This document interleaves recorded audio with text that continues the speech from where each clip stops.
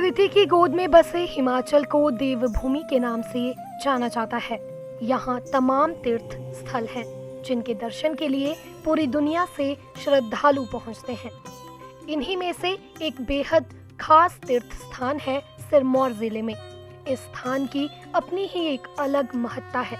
जी हाँ, समुद्र तल से करीब 12,000 फीट की ऊंचाई पर मौजूद चूड़धार चोटी पर सप्तम कैलाश के नाम से विख्यात शिरगुल महादेव का प्राचीन मंदिर है, जहां लाखों श्रद्धालु अपने आराध्य देव के दर्शन के लिए कई किलोमीटर का पैदल सफर तय कर चूड़धार पहुंचते हैं। हाल ही में हमने ये जो हमारा शिवालिक पहाड़ियाँ हैं, इसमें सबसे ऊंची चोटी है चूड़धार।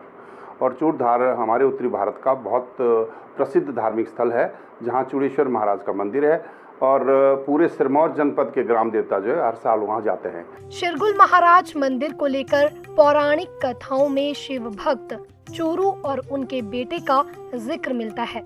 कथा के अनुसार चूरू अपने पुत्र के साथ इस मंदिर में दर्शन के लिए आया था।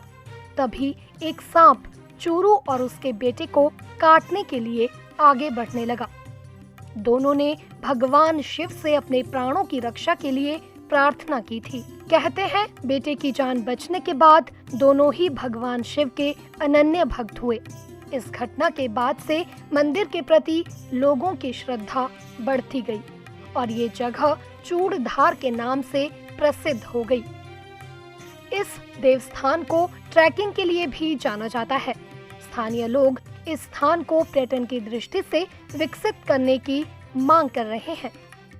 तो चूड़धार जो है पर्यटन की दृष्टि से भी उभरे, क्योंकि धार्मिक तो वहाँ पे बहुत ज़्यादा लोग श्रद्धालु जाते हैं, लेकिन पर्यटन भी ऐसी सुंदर पहाड़ी पे जो है जाना चाहते हैं। तो हम चाहते हैं कि देश विदेश में जो है पर्यटन की दृष्टि से चूड़धार का नाम हो। चूड़धार लाखों श्रद्धालुओं की आस्था का केंद्र बिंदु है। ऐसे में यहाँ पर्यटन की अपार संभावनाएं छिपी हैं। श्रद्धालुओं को यहाँ पहुँचने के लिए कठिनाइयों भरी पगडंडी से होकर गुजरना पड़ता है। ऐसे में श्रद्धालुओं की राह आसान करने के लिए प्रशासन की ओर से इस तीर्थ स्थल के करीब ही हेलीपैड बनाने की तैयारी भी की जा रही है। ये हमने सरकार से डिमांड की थी कि वहाँ हेलीपैड बनाया जाए।